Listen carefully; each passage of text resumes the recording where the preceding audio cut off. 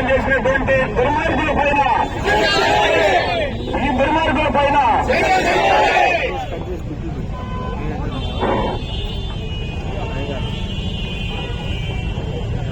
నిన్న అర్ధరాత్రి సమయంలో తెలుగుదేశం గుండాలు చేసిన దాడిలో గత 2-3 నెలల నుంచి తెలుగుదేశం ఎవరో ఒకళ్ళ ఇద్దరిని ప్రలోభపరిచి వాళ్ళని తీసుకెళ్లి వాళ్ళకి జెండాలు లేకపోతే కండువాలు కప్పుతూ ఏదో బలం ఉండేటువంటిది ఒక హైప్ చేయడానికి ప్రయత్నం చేస్తా ఉన్నారు.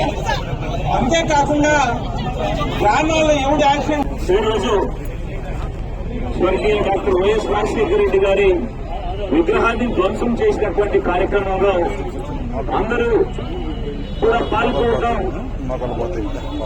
పాల్గొన్నటువంటి వారందరికీ కూడా నా హృదయపూర్వకమైనటువంటి నమస్కారాలు.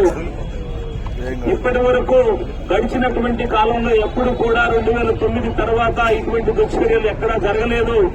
రాజశేఖర రెడ్డి గారిని అవమానించే విధంగా, ఆయన మనసు నొచ్చుకునే విధంగా ఈ కార్యక్రమానికి దుర్మార్గానికి పాల్పడినటువంటి వారిని ప్రోత్సహించి పంపించేటటువంటి జోలకంటి బ్రహ్మారెడ్డి, ఈ బ్రహ్మారెడ్డి చేసేటటువంటి దుశ్చర్యలన్నీ కూడా ఈ రకంగానే ఉంటా ఉన్నాయి.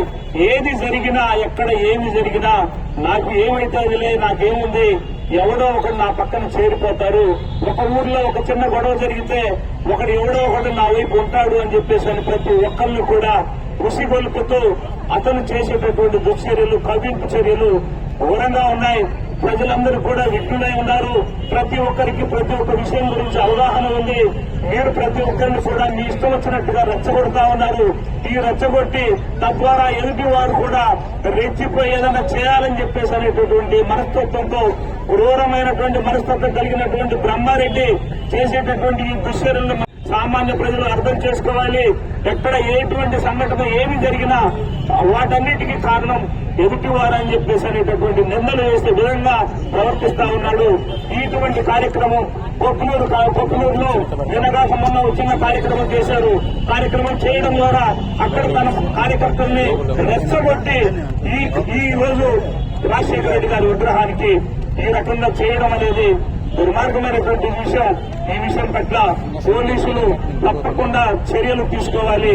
ఈయన చేసేటటువంటి రాజకీయాలు, శవాల మీద వంటి మనస్తత్వానికి నిదర్శనం బ్రహ్మారెడ్డి అనేటటువంటి విషయాన్ని మీరందరూ కూడా గమనించాలని, విఘ్నులైనటువంటి ప్రజలందరూ కూడా ఈ విషయం పట్ల అప్రమత్తంగా ఉండాలని వైఎస్ఆర్ కాంగ్రెస్ పార్టీకి సంబంధించినటువంటి నాయకులు, కార్యకర్తలు అందరూ కూడా రాబోయేటటువంటి 40 రోజులు అప్రమత్తంగా ఉండాలి.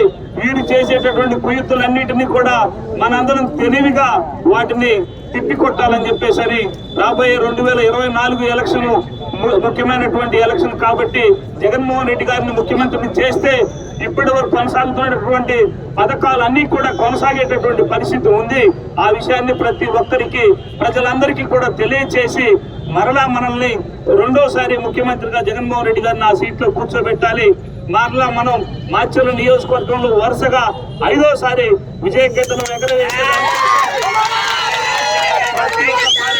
నాయకుడు అగుంఠిత దీక్షతో పనిచేయాలని చెప్పేసి తెలియజేసుకుంటూ ఈ నిరసన కార్యక్రమంలో పాల్గొన్న ప్రతి ఒక్కరికి కూడా హృదయపూర్వకమైనటువంటి ధన్యవాదాలు తెలియజేస్తూ సెలవు తీసుకుంటా ఉన్నారు. జోహార్ వైఎస్ఆర్, జోహార్ వైఎస్ఆర్.